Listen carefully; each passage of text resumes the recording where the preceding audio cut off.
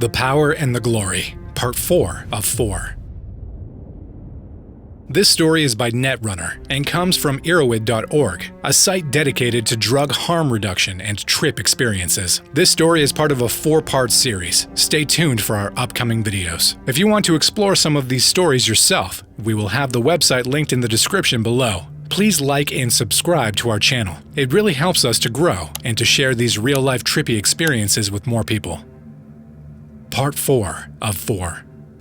Then my scientist persona emerged. There was a side debate over whether the Harmala pills should be taken some minutes before the tryptamine, or simultaneously. Instructions were that all should be taken together, but I, the great Western scientist, knew that the harmaline had to go in first and knock off the enzyme, so that none of the 5-MeO would be chewed up. But it turned out to be a bad idea to mix Western medicine and primitive shamanism. So some ended up dropping all at once, and others a half hour later. This broke up the feeling of unity among the participants, and also resulted in some getting a larger effective dose. As it turned out, these were also the people with the lower body weights, resulting in a range of doses from cowardly up to foolhardy. 40 milligrams in the case of M, who looked to weigh about 100 pounds. So anyway, the deed was done, and we all were dosed. And Steve, and Jay had some real pretty songs and chants going when the base of my spine started to vibrate. 5-MeO doesn't favor you with fancy colors,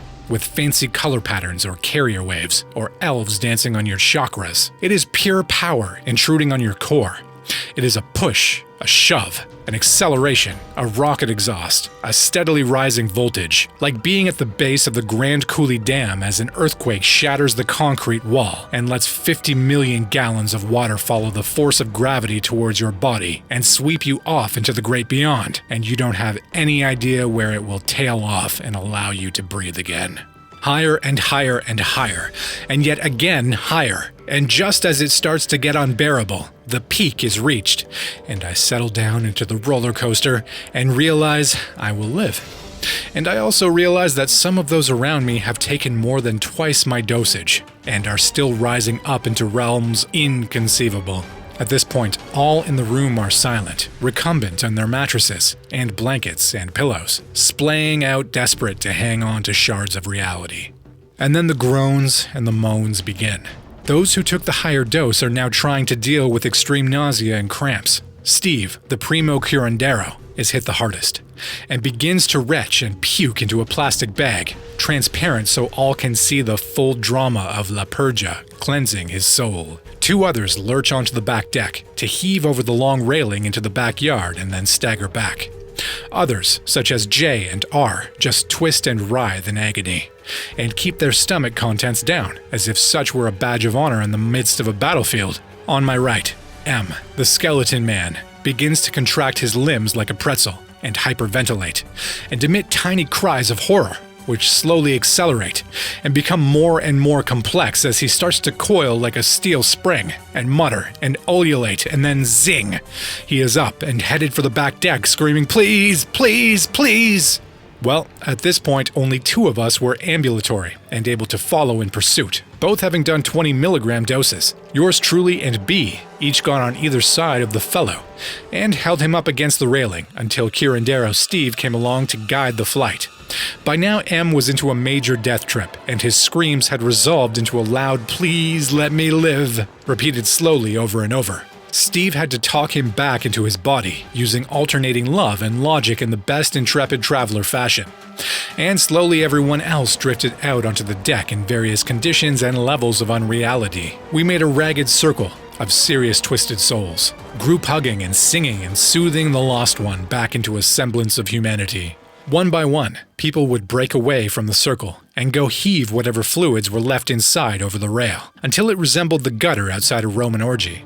After about an hour of this, M had returned to a merely transcendental state, and we all went inside happy in order to compare notes. People were making up Icaros and drumming on whatever was handy, and the good feelings returned for quite a while. I got into examining the power objects now strewn around the room, along with melted candle wax, half-full barf bags, blankets, pillows, shoes, flotsam and jetsam strewn around as if the berserkers had marched through. Jay remarked to me that the experience wasn't as strong as he hoped for, and he was a bit disappointed, despite having taken 40 milligrams.